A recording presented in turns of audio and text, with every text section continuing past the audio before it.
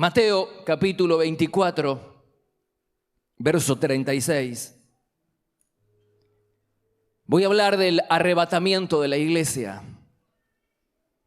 Dice: nadie sabe el día ni la hora del fin. Este mundo incrédulo continuará entregado a sus banquetes y fiestas hasta que mi venida lo sorprenda. Cuando yo venga, dijo Jesús, 2 hombres estarán trabajando juntos en el campo, y uno será llevado y el otro dejado. 2 mujeres estarán realizando sus quehaceres hogareños. Una será tomada y la otra dejada. Por lo tanto, deben estar listos, dijo Jesús, listos, preparados, porque no saben cuándo vendrá el Señor. Deben estar vigilantes para que mi regreso no los sorprenda. Existen más de 1500 referencias en el Antiguo Testamento y más de 300 en el Nuevo Testamento acerca de este glorioso evento, suceso llamado la segunda venida de Cristo. La Biblia termina con Jesús prometiéndonos que Él iba a regresar. En Apocalipsis capítulo 22, versículo 20, Jesús dijo: sí, vengo pronto. Así termina la Biblia, así termina el Apocalipsis. En Hechos capítulo 1, verso 11 dice: Jesús fue llevado al cielo, pero así como se ha ido, un día va a volver. Un día vendrá. Según la Biblia, al rompecabezas de la historia le faltan algunas piezas para quedar completado. Por ejemplo, falta el arrebatamiento de la iglesia, cosa que todavía no sucedió. Falta el tribunal de Cristo, el juicio del gran trono blanco, la manifestación del anticristo, el milenio, cielos nuevos, tierra nueva. Todos esos eventos que están contenidos en el Apocalipsis y en la Biblia, en el Nuevo Testamento, todavía no sucedieron. El próximo evento en el orden profético, según las Escrituras, es el arrebatamiento de la iglesia. Lo próximo que va a suceder va a ser el arrebatamiento de la iglesia. Es lo próximo, es lo primero. Dice Pablo en Primera de Tesalonicenses capítulo 4, verso 16, porque el Señor descenderá del cielo y los muertos en Cristo resucitarán primero. Luego nosotros, los que vivimos, los que hayamos quedado, seremos arrebatados juntamente con ellos en las nubes para recibir al Señor en el aire. Y así estaremos siempre con el Señor. La palabra arrebatar da la idea de tomar algo hacia arriba. La palabra arrebatar da la idea de trasladar una cosa o una persona de un lugar a otro. Así como le sucedió a Felipe, ¿te acuerdas? Dice que él estaba predicando al eunuco y que de repente fue tomado, fue arrebatado por el Espíritu Santo a otra ciudad. Dice Hechos capítulo 8, verso 39, y el Espíritu del Señor arrebató a Felipe y de repente se encuentra Felipe predicando en otra ciudad. Lo mismo dijo Pablo de sí mismo en 2 Corintios capítulo 12, verso 2.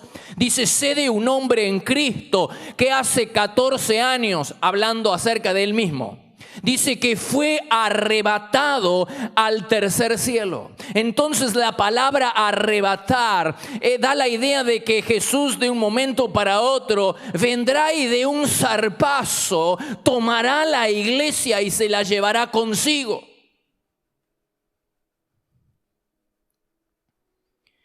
Dice 2 de Pedro capítulo 3 verso 10: y el día del Señor llegará sorpresivamente como ladrón en la noche.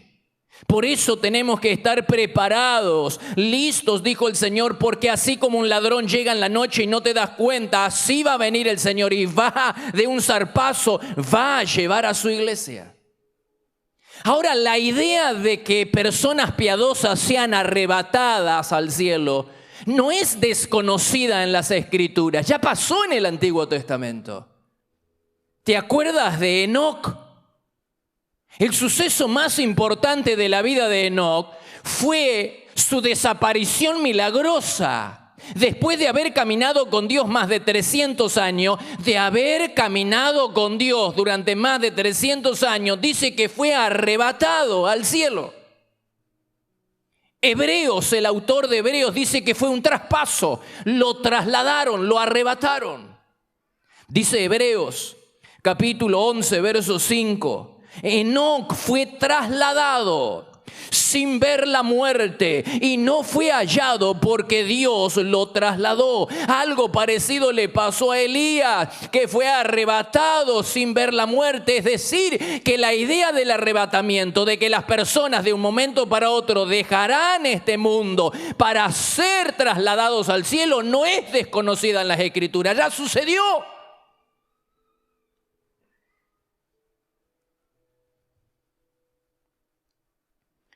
¿Y quiénes van a ser arrebatados? Solamente la iglesia, los creyentes. Jesús prometió ir a preparar un lugar y luego regresar por los suyos, por sus hijos, por la iglesia. Dice Juan capítulo 14, verso 2. Hay muchos lugares en la casa de mi Padre. Voy a prepararles un lugar y regresaré. Los llevaré conmigo para que estén donde yo estoy. Juan 14, 18 dice: no los abandonaré, ni los dejaré como huérfanos. Vendré a ustedes. Juan capítulo 14, verso 28 dice: recuerden, me voy, pero regresaré. Qué consolador es todo esto, amigo, hermano. El Señor demostró su gran interés por estar con nosotros cuando oró al Señor. En Juan capítulo 17, verso 24. Dice: Padre, quiero que los que me has dado estén conmigo donde yo esté. Qué gran consuelo, qué consolador es todo esto, hermano. Jesús prometió preparar un lugar para que nosotros podamos disfrutar de su eterna compañía, pero también prometió volver a buscarnos, regresar para venir a buscarnos. No solo preparar un lugar para que estemos con Él por toda la eternidad, sino que Él prometió venir, regresar, venir a buscarnos. Sí, vengo pronto. ¡Qué consolador! Queda demostrado entonces que la promesa de que Jesús va a volver es por su iglesia, los incrédulos, aquellas personas que rechazan la cruz de Cristo, aquellas personas que rechazan vivir de acuerdo a los estándares y parámetros establecidos por Dios, no van a ser arrebatados, van a ser excluidos del arrebatamiento. Hermanos, amigos, no es simplemente venir a la iglesia, no es simplemente haber confesado con nuestros labios que Jesucristo es el Señor, sino alinear nuestra vida, comenzar a respetar a Dios y alinear a nuestra vida para que no estemos en peligro de que en el día del arrebatamiento nosotros hayamos quedado aquí en la tierra, contemplando cómo los nuestros, algunos de los nuestros, desaparecen y se van al cielo.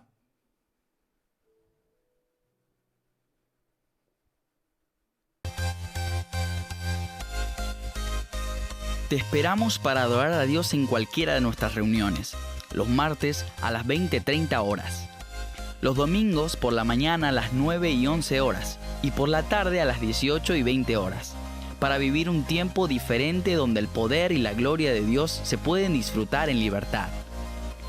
Todos los martes a las 6 de la mañana le entregamos lo primero a Dios. Nos reunimos a orar buscando su presencia y a tener la palabra de aliento para comenzar el día bendecido. La presencia de Dios se vive en este lugar. Podés visitarnos personalmente en Avenida Castelli 314, Resistencia, Chaco, Argentina. O bien, ver nuestras reuniones en línea en iglesiadelaciudad.com.ar. También podés seguirnos en Facebook, Iglesia de la Ciudad. Por consejería telefónica, podés llamarnos al 0362-443-8000.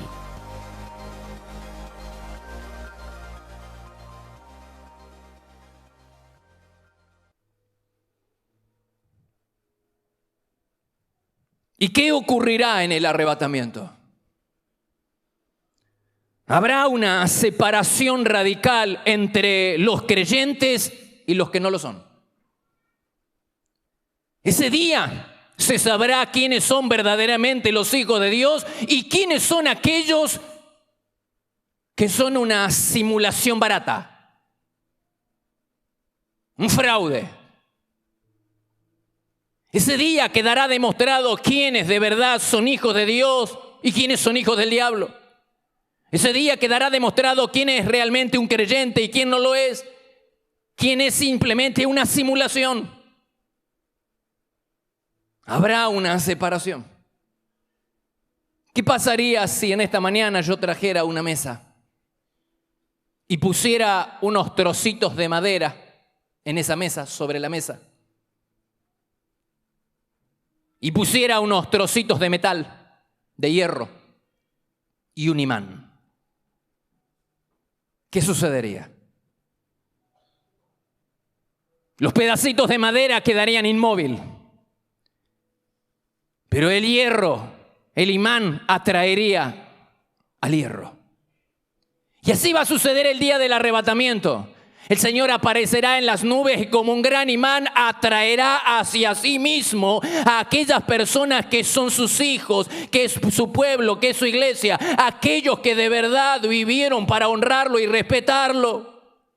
No estoy hablando de aquellos que están en una iglesia evangélica o iglesia que están en una iglesia católica. Estoy hablando de personas que han hecho de Dios la relación con Dios la principal relación en su vida. Que han hecho de Dios el Señor y el Salvador de su vida. Estoy hablando de personas que respetan a Dios, que comienzan a honrarlo. Aquellas personas que hacen de Dios el dueño de su vida. Esas personas.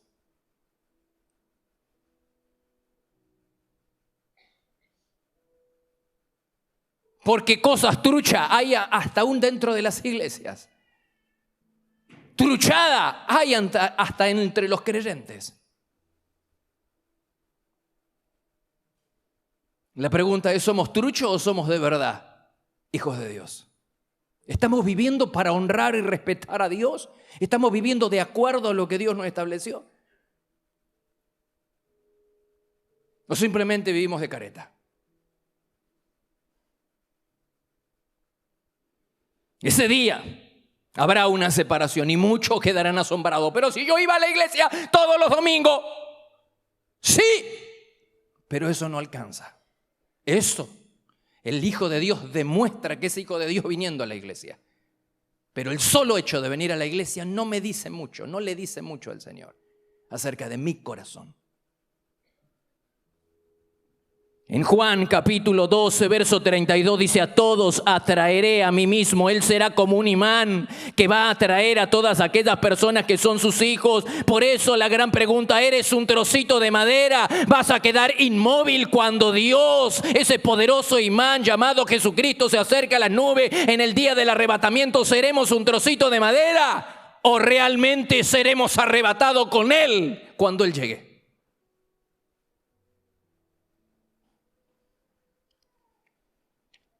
¿Cuándo sucederá eso, pastor, del arrebatamiento? Eso nadie lo sabe. Dice Marcos capítulo 13, verso 32, nadie sabe el día ni la hora en que yo vendré. No lo saben ni siquiera los ángeles del cielo. Es más, ni yo lo sé, dijo Jesús. Dios es el único que lo sabe. Primera de Tesalonicenses capítulo 5, verso 2 dice: el Señor Jesús regresará en el día menos esperado. Por eso el Señor dice, va a ser como en la época de Noé. Habrá banquete, van a estar de fiesta hasta que mi venida los sorprenda. Tienen que estar listos porque así como llega el ladrón de noche, así llegaré yo. Y de un zarpazo llevaré a mi iglesia. A los que están listos, a los que están preparados, no a los que están distraídos.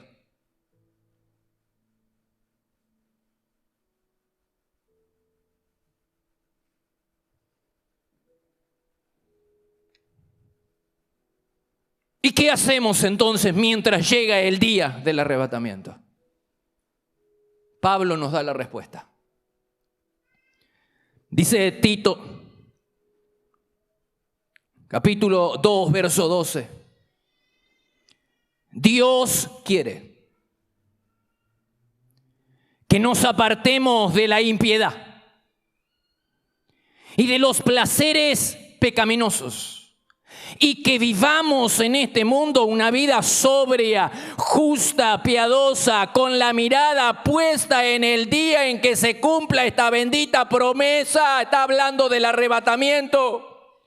Con la mirada puesta en el día en que se cumpla esta bendita promesa y se manifieste la gloria de nuestro gran Dios y Salvador Jesucristo. Jesús dijo en Mateo 24:44, deben estar atentos y preparados, porque yo, el Hijo del Hombre, llegaré cuando menos lo esperen, preparados, listos, en alerta. ¿Cómo? ¿Cómo nos preparamos para ese día? No inventemos nada, hermanos. No es lo que me parece. La Biblia nos da la respuesta de cómo tenemos que estar preparados para ese día. La primera cosa está en Primera de Pedro, capítulo 4, verso 7, orando. El fin del mundo se acerca. Por consiguiente, sean serios y disciplinados en sus oraciones. ¿Tenía algo que ver lo que yo le dije al principio de aquellos que ayer no ajustaron su vida para venir? Dice la Biblia, sean serios y disciplinado en sus oraciones. Quiero hacerte una pregunta por el amor de Dios. El éxito en la vida, te lo digo, lo descubrí. Hay muchas cosas que no sé, pero esta sí la sé. Descubrí cuál es el secreto del éxito. El secreto del éxito en esta vida, en cualquier área, hermanos, depende del éxito en el lugar secreto. Depende del éxito que tengamos en desarrollar una relación de amistad, de amor con Jesucristo. El secreto está en el lugar secreto. Y el fracaso es el resultado del descuido de nuestra vida de oración. Pastor, ¿usted cree que todo se arregla con oración? Sí. Todo se arregla ahí, hermanos, porque si tú puedes hacerlo independientemente de Dios, ya lo hubieras hecho. Pero estamos galgueando en esta vida, estamos siempre de capas caídas. ¿Por qué? Porque queremos hacer las cosas independientemente de Dios. Vayamos al lugar secreto de una vez por todas. Vayamos a buscar la ayuda del Señor. Comencemos a desarrollar una relación de amor con el Señor, hermano.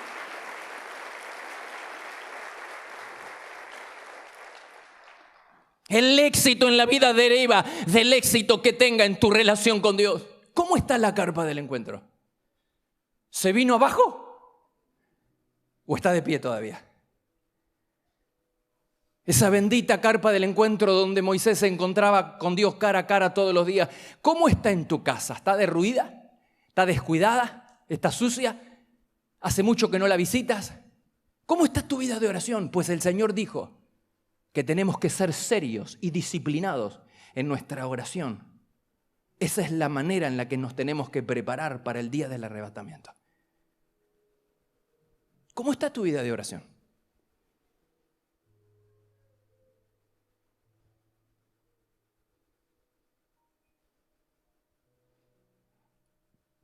La segunda cosa para prepararnos es sirviendo a Dios.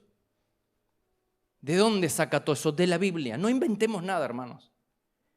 Mateo 24:46 dice: benditos, bienaventurados, bendecidos serán si a mi regreso los encuentro de fiesta. Si a mi regreso los encuentro en el partido de fútbol. Vaya, hermano, pero ponga a Dios en primer lugar. Si a regreso los encuentro cumpliendo fielmente con su deber, con el servicio a Dios.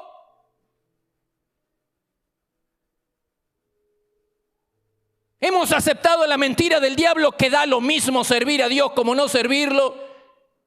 Malaquías capítulo 3, verso 16 al 18. Lea y va a ver cómo Dios va a tratar a aquellos que sirven a Dios y a aquellos que no lo sirven.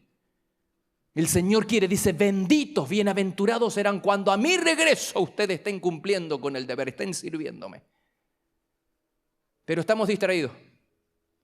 Primero es la carrera, primero es tener hijos, primero es tener auto, primero es tener la lancha, primero ir a ver el partido de fútbol, primero, y Dios.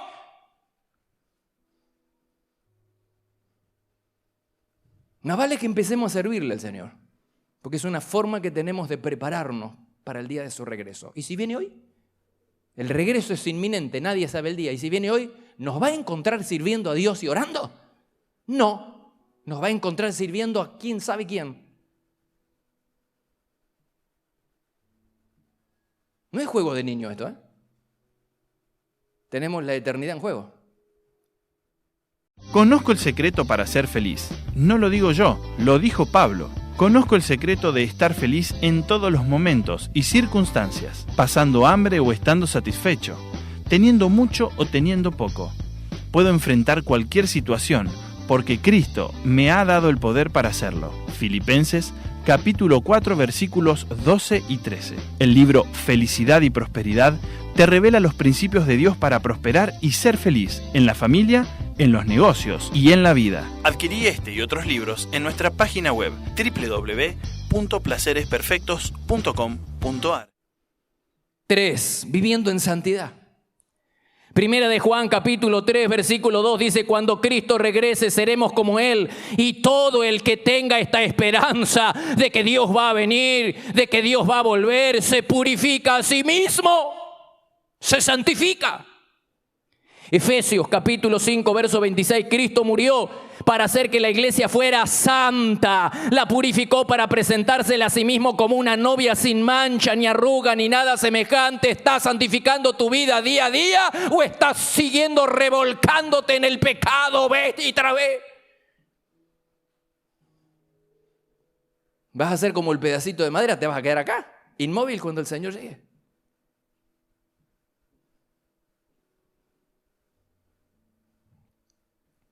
Dios quiere que esperemos su retorno viviendo en santidad, lejos del pecado.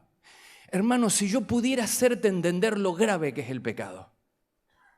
El enemigo número uno que tenemos es el pecado, no es Satanás. No fue Satanás el que clavó a Jesús en la cruz, aunque hubiera querido. No fueron los romanos, no fueron los judíos, no fueron los sacerdotes, no fueron. ¿Quién fue? Fue el pecado. Lo que no pudo lograr el infierno, lo que no pudieron lograr los soldados romanos, lo que no pudieron lograr los principales sacerdotes, ni lo que pudieron lograrlos todos juntos, lo logró el pecado. Es muy malo el pecado, malísimo. Te arruina la vida, te arruina el futuro, te arruina la eternidad. Hermano, créeme, no hay peor cosa como el pecado. Aléjate del pecado y volvete a Dios. No hay un mejor consejo que yo te pueda dar. ¿Para qué quieres sacar una entrevista y estar conmigo? Yo te voy a decir esto. Aléjate de tu pecado, anda a la carpa del encuentro, comenzá una relación con el Señor, que el Señor sea tu pastor, que el Señor sea tu consejero. Nadie te va a poder guiar la vida más que el Señor. Hay que ir al lugar secreto.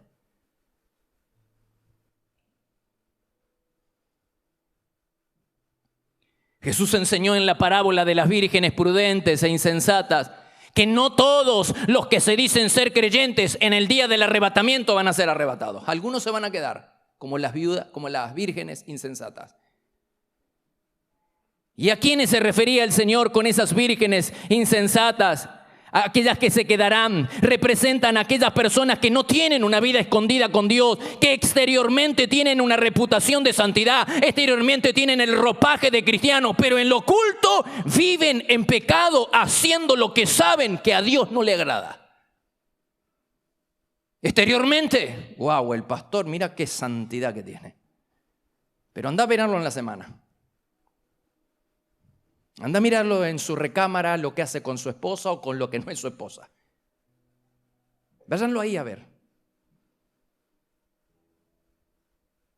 Pues somos maestros de la máscara. Aquellas personas que tienen una vida escondida con Dios, que son lo que son en el púlpito y fuera del púlpito. Que son lo que son, integridad delante de Dios, en el trabajo, en el domingo, en el trabajo o en la familia. No aquellos que ocultamente viven en pecado, atados al pecado. Hermanos, hay que ganar la batalla interior del pecado. Gana tu buena reputación delante de la gente, pero de nada te va a servir si no ganas la batalla interior contra el pecado, ahí en lo secreto. Ahí es donde tenemos que ganar la batalla, donde nadie nos ve. Cuando estamos frente a la computadora y todos duermen, ahí es donde tenemos que ganar la batalla. Es la batalla interior. Apocalipsis capítulo 3, verso 1 dice: yo sé todo lo que haces y que tienes la fama de estar vivo, pero estás muerto. Veo que tus acciones no cumplen con los requisitos de mi Dios. Arrepiéntete y regresa a mí. Si no lo haces, iré a ti como ladrón cuando menos lo espere y te castigaré. ¿A quién le hablaba? A la iglesia. Esto es serio. No te conformes, insisto, con tener un buen testimonio y con vestir hermosamente un traje de santidad y delante de la gente. No, hay que ganar la batalla en el interior donde nadie nos ve. Ahí cuando agarras la platita y sabes que lo que le vas a dar a Dios es lo que le tienes que dar a Dios. Y no te quedas con lo que le tienes que dar a Dios. Ahí cuando nadie te ve y sabes que... Ahí en esas cosas, en el trabajo, ahí es donde tenemos que ganar la batalla. Y demostrarle a Dios, no tienes que demostrarle nada a ningún... Demostrarle a Dios que lo honra, que lo respeta. Ahí en esas pequeñas cosas, donde sabes que hay alguien que te está mirando. Ahí donde ganamos su corazón. Orando, sirviendo a Dios, viviendo en santidad. Y último, predicando el evangelio. Segunda de Timoteo capítulo 4 verso 5 dice: ocúpate de decirles a otros la buena noticia y lleva a cabo todo el ministerio que Dios te dio. Nos urge entregar el mensaje de salvación a aquellos que no lo conocen, hermano. Tenemos un evangelio que es eterno, pero no tenemos toda la eternidad para predicarlo. Va a llegar el día en donde va a ser imposible que la gente se salve. Llegará un día donde ya no va a haber tiempo para que la gente se salve.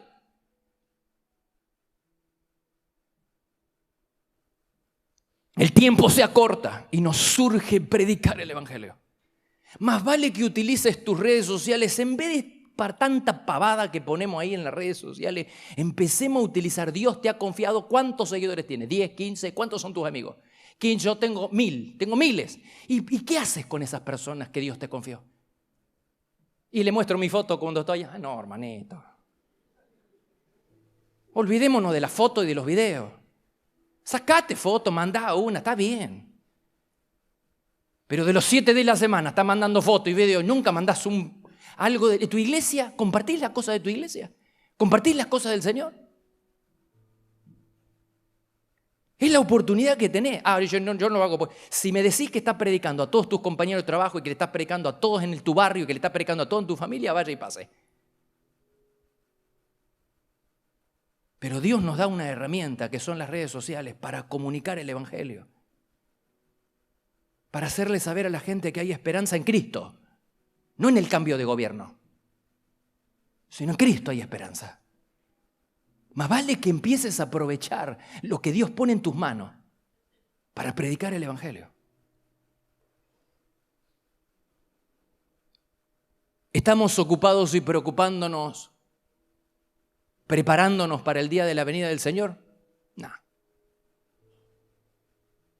¿Ocupamos meses para preparar una boda? ¿Sí o no? Meses preparándonos para la boda. Meses preparándonos para la venida de un hijo. Meses preparándonos en la universidad. Y meses o años preparándonos para un congreso.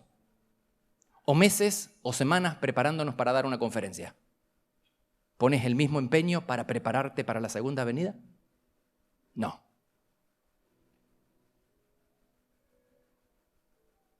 El acontecimiento más importante que va a suceder en tu vida va a ser el arrebatamiento, porque va a tener repercusiones eternas. Porque más vale que cuando abra tus ojos, si alguien a tu lado no esté, más vale que tú también te hayas ido con él. Y ese día nadie sabe, es inminente.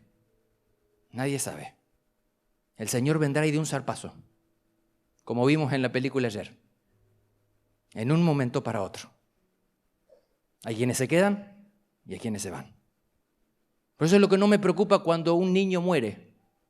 No es tanto el niño porque se va a la presencia del Señor, son sus padres. Me gustaría preguntarle a ese padre si le gustaría ver a su hijo en la eternidad. Sí, te va a decir. Entonces más vale que empieces a prepararte, porque Él está en el cielo. Y el que puede perder el cielo eres tú. Así que más vale que empieces a prepararte ahora para que puedas encontrarte con tus seres queridos que partieron a la presencia del Señor. Porque el problema no son ellos, aquellos que murieron en Cristo, están en el Señor. Pero ¿y nosotros? ¿Nos estamos preparando para ese evento? Ponte de pie, por favor.